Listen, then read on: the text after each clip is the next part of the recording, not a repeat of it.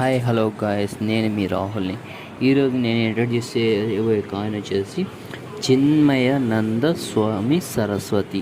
ఈయన పేరు మీద కాయిన్ ప్రింట్ చేయడం జరిగింది. అయితే ఈయన ఎవరు ఏంటి అనేది తెలుసుకుందాం ఈరోజు.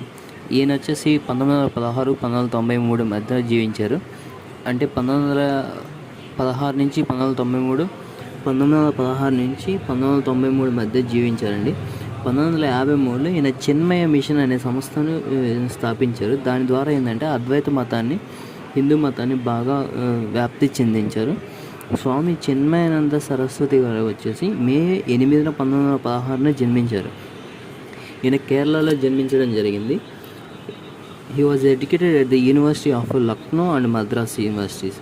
He is a former union minister of the state for home affairs in India.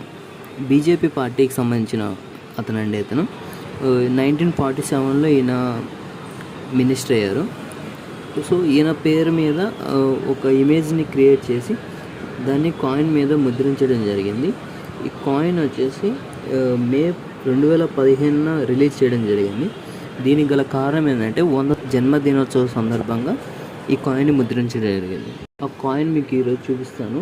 Thank you guys, subscribe to my channel.